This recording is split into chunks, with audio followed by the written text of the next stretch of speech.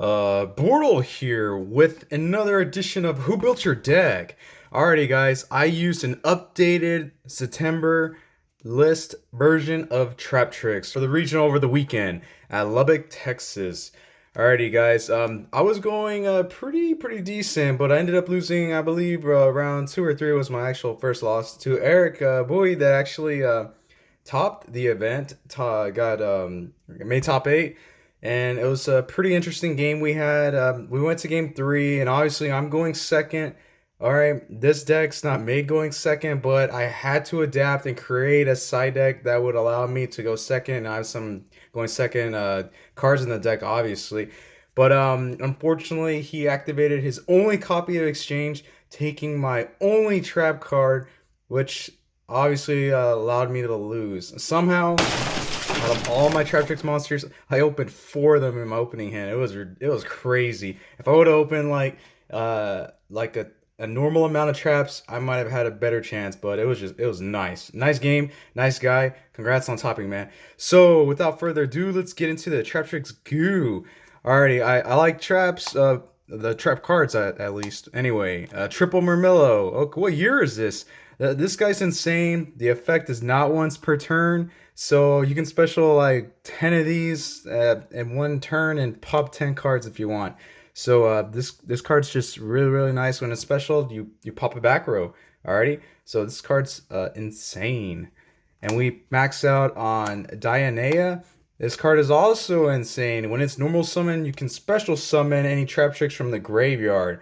Alrighty, guys. And if this is special summon, you can reset a trap from your graveyard. So this is a really nice card. Okay, guys.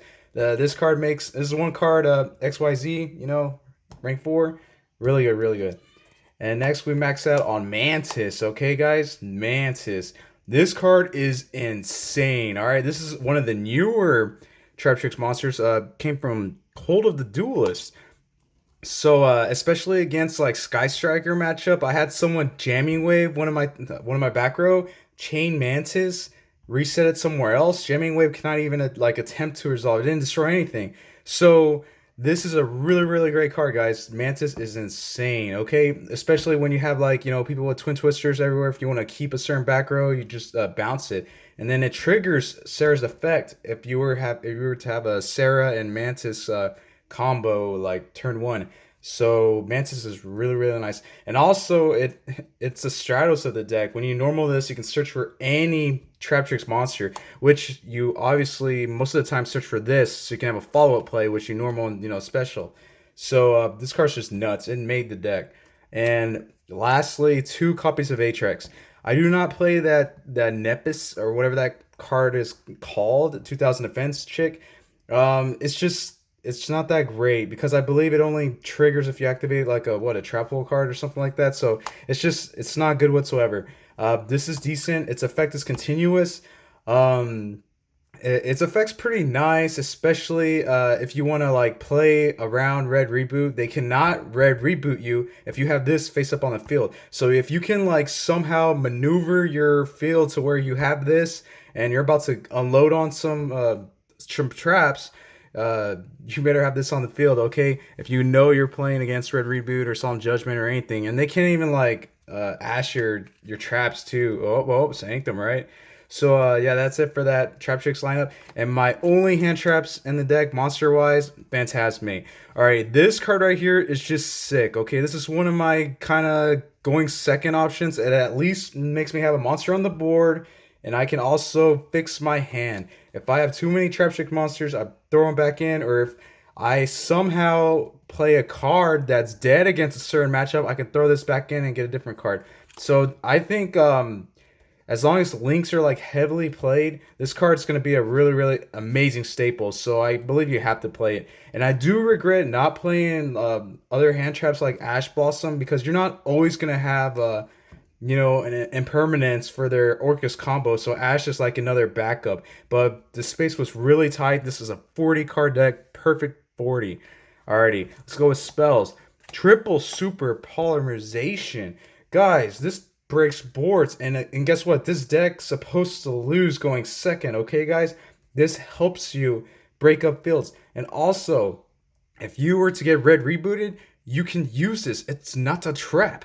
So, in one of my matches, I had a hero guy actually red reboot me, and I had this set, and I was actually, and I this saved my life because I was able to like use two darks and not die because heroes are insane.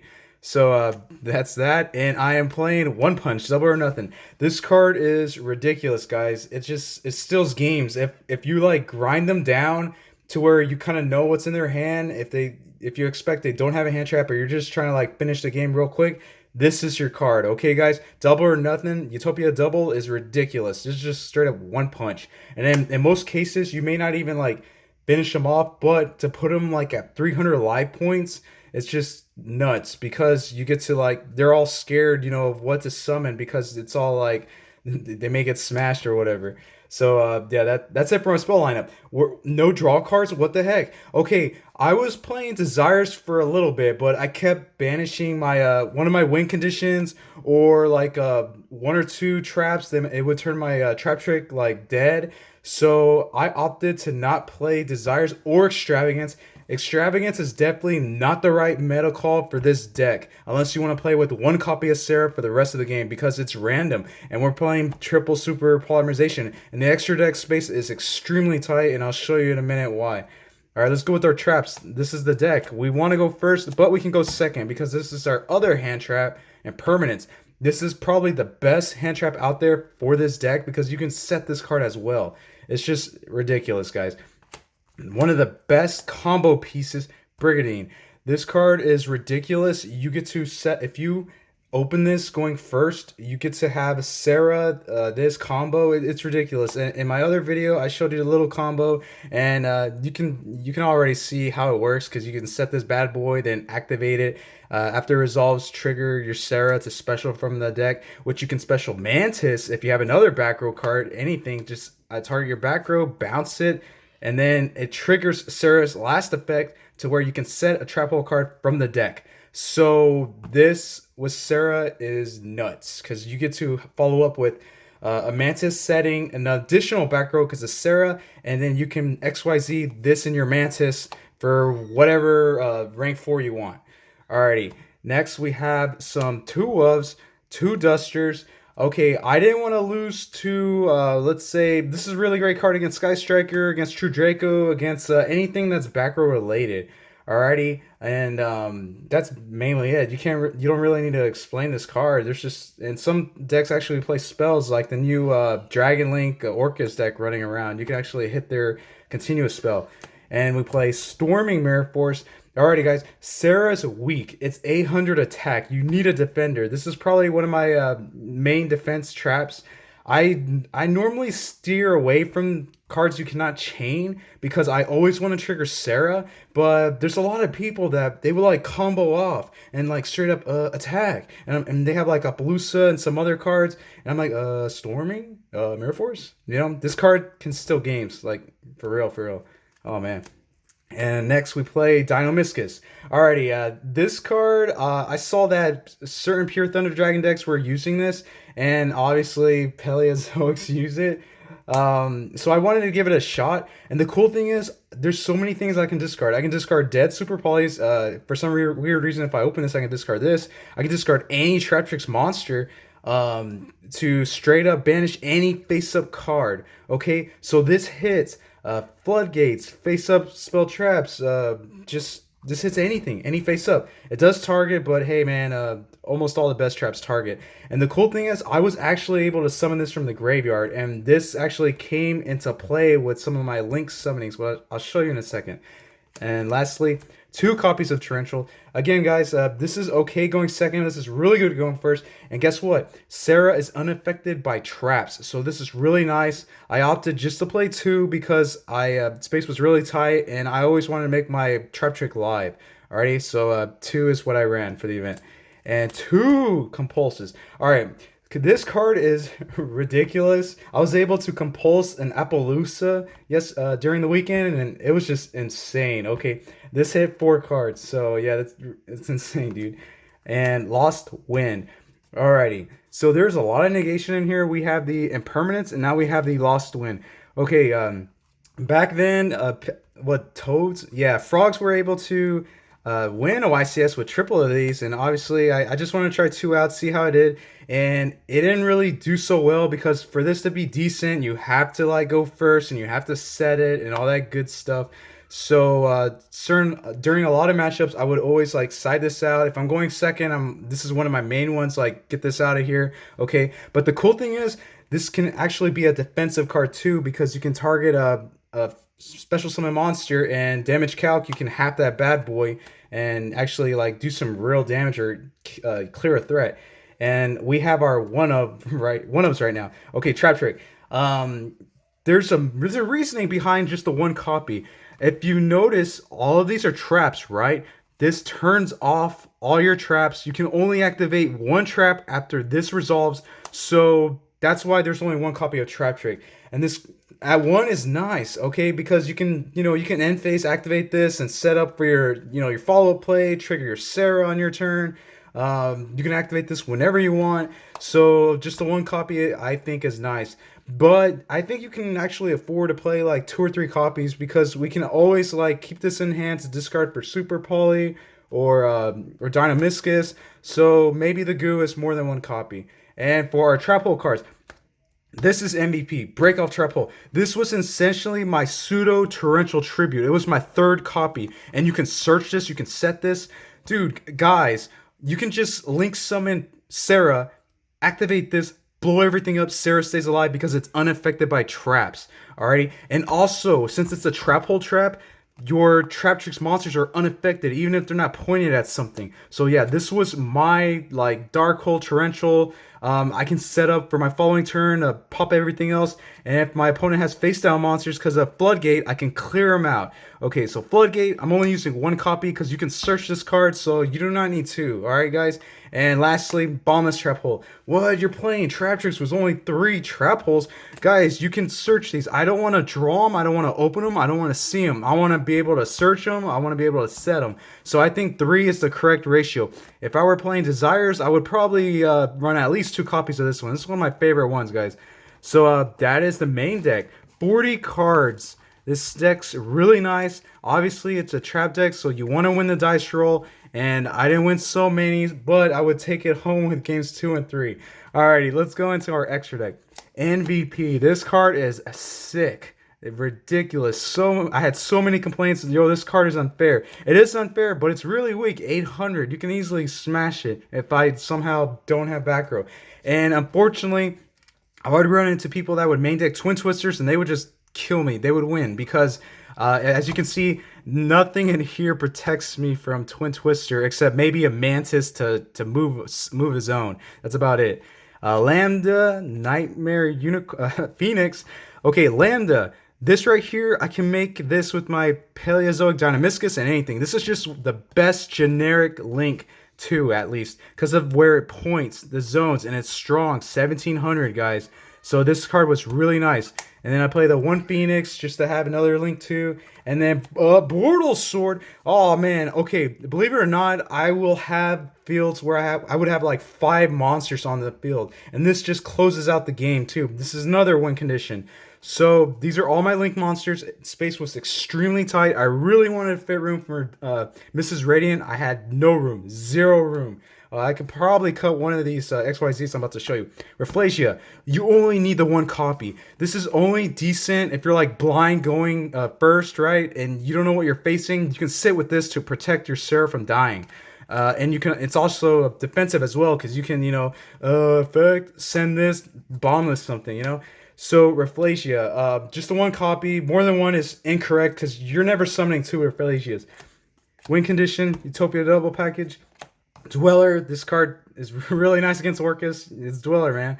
Tornado Dragon. Alrighty, I didn't summon this at all, but essentially, I'll show you in the side deck why I'm mainly playing this. This is still nice, but at the same time, it just didn't really perform well. And I don't know, I may cut it, but it pops cards, so who knows. Alright, Time Thief Redoer. I had so many people tell me, why don't you play Time Thief Redoer? And I'm like, I don't like it. It's nice because if you have the Brigadine, it makes it to where, it's it doesn't target, all that stuff. So they have to like legit negate this or activate stuff to the effect, and then I get to send something away, and then I can also like banish this to have a body too. It's a dark as well, so it makes Super Poly kind of life. So yeah, this card right here, I didn't summon it. I mainly went into Dweller and the combo and sometimes Reflacia. I didn't open Brigadine a lot, but hopefully, if you guys run like desires and stuff, you'll probably make rank 4 plays opening turn. Lastly, our fusions, because we're maining Super Poly. Starring Venom, Predaplant, Drago, Step. This card's amazing, ridiculous, and the one Violent Chimera. Alrighty. You need to be careful when you summon this because a lot of people, Salomon Great matchup, they're playing like Fusion of Fire again and Super Poly in the main. Some of them are. So if they use your Violent Chimera as a material, they could actually like OTK you. So you need to close them out with this card or you might lose. So that is it. Obviously, I want this video to be interactive. So comment down below and let me know what you would change, or if you did try this deck out, let me know how it like did for you guys. Alrighty. Heavy Storm Duster, my 1-up. This is the side deck. This is my 3rd copy. All right, if I'm going first against certain matchups, yeah, throw this guy in. Even going second. Okay, this deck, it's okay against decks like True Draco, but there's a lot of cards that just really don't do anything, and it's very awkward. All right, Imperial Order. As you can see, we play like almost no spells. I was really trying to fit this in the main deck, but at the same time, this is kind of only decent going first, somewhat going second. I just thought the side deck was more appropriate, and yeah, Imperial Order. Alrighty, Triple Judgment. If I'm going first, if I know I'm going first, I'm siding these in. It really depends on my matchup, but most of the times I will side these in. This hits the red reboot. This stops whatever I don't want. It says no, okay, guys? And it's just hefty, though. You have to pay half your life points, but hey, life points don't really mean anything if you're about to win. Alrighty, I side the Artifact Engine, okay, guys? So that means I play the Scythe. Alrighty. So Tornado Dragon, what you could do is you can, if you brick, you can set this bad boy. If you have no Phantasme and in your hand or anything, you can set this card. You can pop this on your opponent's turn with Tornado, and then boom, activate Scythe effect. So yeah, that's the main reasoning behind that, and you can actually duster this as well. I probably should have main decked this, to be honest, because even against certain decks, like let's say True Draco or whatever, they can pop your back row. They pop this, chain it. You can special a body if you want, and then pop a back row. Okay, guys. So yeah, remember this card pops stuff if your opponent destroys it. So, and I only play 1 copy of Lancia. I was trying to find a 15th card, and since I was playing the Artifact Engine, I wanted like another target, another body.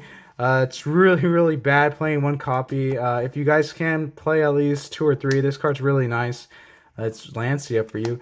And some going second cards. Okay, guys, this deck struggles going second, so you want to play Mind Control because you want to take their cards and link away with them or do whatever you want with them. Okay, guys, bait out their negations with Mind Control. And lastly, 2 Gam Seals. Alrighty. This is good against Sky Striker. This is good against Salad, I guess. So it turns off their rage so you don't die when they blow up 3 backer or whatever. I opted not to play Nibiru, mainly because I cannot kill Nibiru. I can only kill Nibiru token with some traps, and if anything, maybe just storming and a Compulse, alright? There was no room for a Cerberus, Unicorn, none of that. So that is my main reason not to play Nibiru. And then I heard so many people play around Nibiru as well. So Nibiru did not perform well over this weekend. But obviously you're going to have those lucky games where, oh man, I just comboed out. Oh, Nibiru, oh, that's game. So yeah, I could not kill the token, not effectively. So that's why I did not play Nibiru. And in this card, I wanted to be able to attack. And then best case scenario, I can take care of a problem. Let's say it's against I don't know, Sky Striker. Then I can like combo with my Utopia package, attack into it, leave them at what 800 or whatever. No, 200. My bad. And then yeah, they're just like, oh no, I'm gonna lose the 200, man. So yeah, that's gonna be it. This is another edition of Who Built Your Deck. Sub for Bortle if you're new. Subscribe, comment down below, like the video, let me know what you think. And it was really fun meeting everyone at the Lubbock Texas Regional, and that's gonna wrap it up for this deck profile. Alright, Bortle out.